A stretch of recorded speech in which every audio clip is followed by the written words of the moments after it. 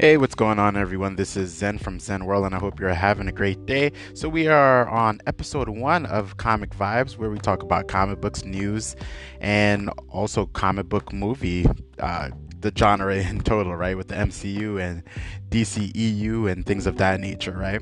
So, we're going to get started with a couple of topics when it comes to comic books. First one we're going to talk about is Wonder Woman.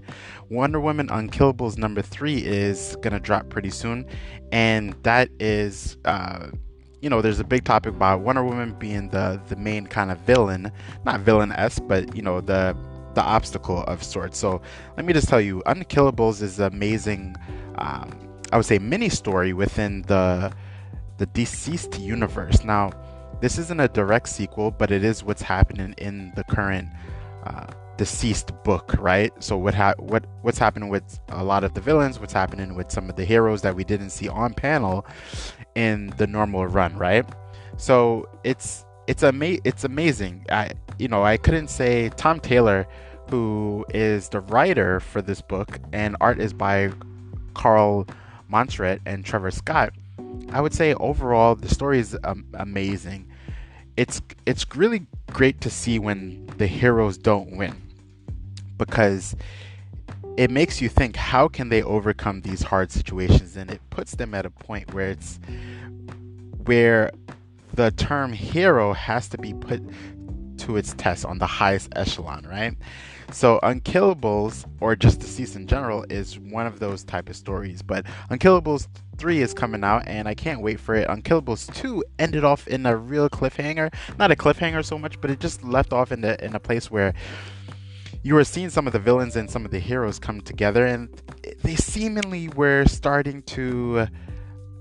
It just seemed like there was hope, right? But then all hope was lost towards the end of the book. So I'm excited to see part 3 and see where we go from there, right?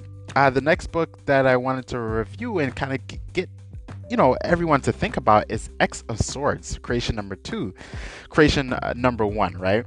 And this is a book where seemingly it stems from Apocalypse and Apocalypse's original horsemen, right? Now, over throughout time, Apocalypse has always had different horsemen, but none has, I guess, has raised the bar as much as his original horsemen that we're going to see. Now, one of the things with the original horsemen is they went away basically because they had to fight some outworldly force that was going against Araco, right, which is the twin island, or basically it's not really a twin island, it's a twin island now, but Araco and Krakoa, which is the island. Krakoa is the island nation of all mutants, right? But there was an extension of the island which then separated, which is Araco. But anyway, the original four horsemen left to fight some outworldly fight or being of that nature. We're not too sure about the full details, but what we do know is that this story has to do with swords and everyone getting a sword. And I know that sounds kind of weird, but at the same time, it sounds pretty cool. That everyone is going to get some kind of sword that, just kind of immaculates their personality and also their power set as well. Now, I often I'm thinking about like Cyclops getting kind of like a lightsaber type sword. I'm thinking about Wolverine getting the Muramasa, because that's the sword that, I think best emulates Wolverine himself. I'm thinking about creative swords too. Like if Banshee and Siren is there, like what kind of sword would they have? Would they have a sword that kind of like as similar to like vibranium, but as soon as it like clashes with something, it sends out like a sonic wave? So it's interesting. And one of the quotes or the terms that you see on the premiere for the 2020 of this release is "raise your swords," right? So I'm a sword collector, and I don't know how I feel about this, but I am kind of excited that writers like Jonathan Hickman and Tini Howard are going to be on it. So Jonathan Hickman with the writing, and then Tini Howard with the art, right? So I'm excited for that. Jonathan Hickman hasn't really put me in a place where I feel like the writing wasn't good. And I always go back to Powers of 10 and House of X, which were amazing stories. And the way Jonathan Hickman writes, it's basically, it starts off with something that leads into something truly big through an epic. It could go through a month, it could go through 2 months, it could go through a whole year, it could go through many years. That's the way Jonathan Hickman writes. He doesn't just like drop off a whole story in like just one book or a series of 10 books, right? He'll span years before referring back to this little scene that you saw in the second book, right, many years ago, and it all makes sense. So I'm excited to see that, and I'm excited to see his, how this story comes together, right? Now our friend, if you check Instagram, Brian Michael Bendis, right? We're moving on to back to DC, and Brian Michael Bendis has released a picture for the Gold Lantern for Legion of Superheroes #6. So this one is going to include Dr. Fate, a brand new version of Dr. Fate, because remember, this is many years in the future. This is in the 31st century. So we're looking at an age of superheroes that know about the past events, right? So again, we're looking at characters like the newest Gold Lantern. We don't know his name yet. Monster Boy, Dr. Fate, and each of those characters have to, we're gonna get to know in the DC landscape for Legion of Superheroes.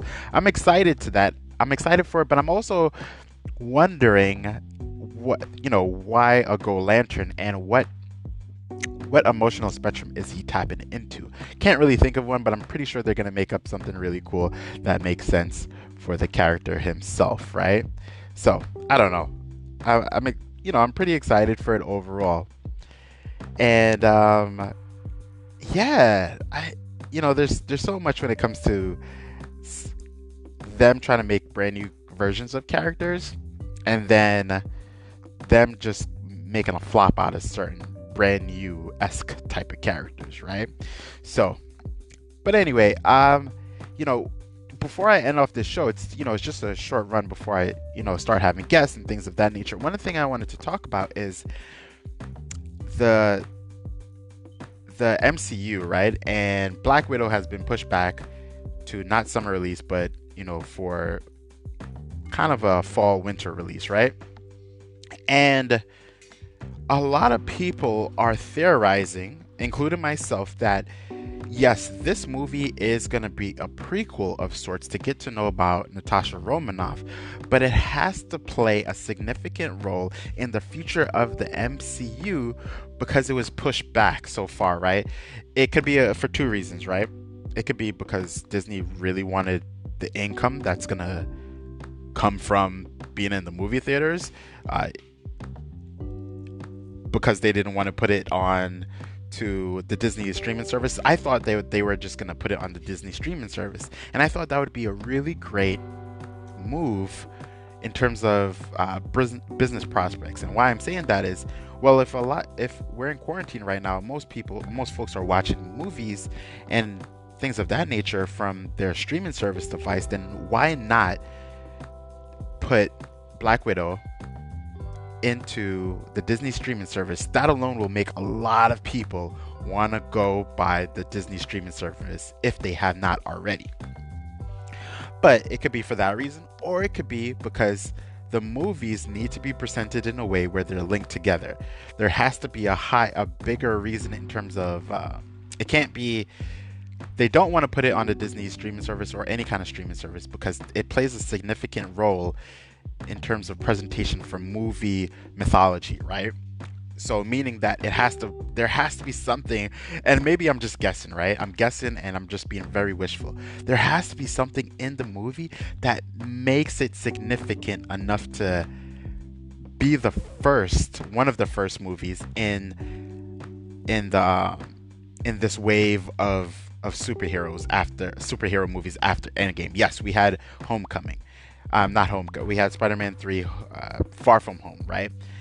But Black Widow, I mean, yes, it's a prequel, but some of these characters that I'm seeing in the movie, they have to it's either they're gonna play another role later on or something else, right? Now I'm looking at characters like um, Taskmaster, right? Will they defeat Taskmaster in that movie, right? And I'm looking at I forgot his name. I'm forgetting his name off the top of my head, and it's gonna come to me. But the Colonel, Bruce Banner's a kind of arch nemesis. Uh, he in the comic books, he plays the Red Hulk, right? So are they setting up for a type of Dark Avengers or one of those type of movies? In the movie itself, right? So I don't know. I'm just kind of going through my head in terms of like theories and things of that nature, but I do feel like this movie is going to play a really big role in the MCU, a really big one. And one of the things is that I think folks are gonna leave the movie or finish the movie with a lot more questions, a lot of questions. I don't know. What do you all think about that? I know you can't answer me right now, but some of you could leave a voicemail so that I could, hear your comments about what's going on in the MCU and how this movie plays a significant part. One of the movies that I'm most excited for is I was about to say the Celestials. Why can't I remember the name of the movies? It's because I'm doing this solo podcast. That's what it is, right? Another name that's gonna come to me probably like way after the stream itself, right? I want to say the Inhumans. It's not the Inhumans. It's oh man, we have the Humans, we have the Deviants. I have to go through the titles in my head. Oh wow, this is so baffling. I can't even remember the name of this movie that I'm most excited for. The Eternals. I just remembered. Sorry, guys. Yeah, so the Eternals, I'm really excited for the Eternals because it's going to open up the floodgates when it comes to a lot of different beings, a lot of different storytelling, a lot of people don't really know about the Eternals and how the Celestials are a big part of the storyline. So, quick thing, the Celestials were created by the first Firmament. Think about the first Firmament as the first universe, right? Firmament kind of, I'm gonna rely on personality here when it comes to embodiment of a character. So if the universe was to take on a form, it would be the first Firmament, and the first Firmament created the Celestials, and the Celestials were basically scientists that kind of do the bidding of the first Firmament. They're not slaves or anything like that, but they do the bidding of researching, looking at, going out into the galaxy and kind of looking around. Eventually, there came to be a deviation between the Celestials, and there were two groups, right? That one of the groups went against the first Firmament, and the Celestials stood by their creator, which is the first Firmament. But anyway, as the story goes along, the Celestials seed worlds, right? They seed worlds and they do experiments on the creations of those worlds, which is, in hindsight, kind of what the first Firmament created, essentially.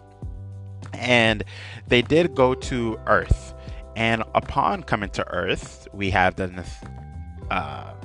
we have the apes and we have things of that nature, but they created the deviants, they created the humans, and they created the Celestials. Humans were already there, but they tinkered with the DNA exposition of those, of where they could go, and which is why we have mutants upon thousands of years later. But we have the deviants, which are, if we're looking in lore, in book lore or mythical lore, the deviants are kind of like the gargoyles, the werewolves, the trolls, the goblins and things of that nature, right?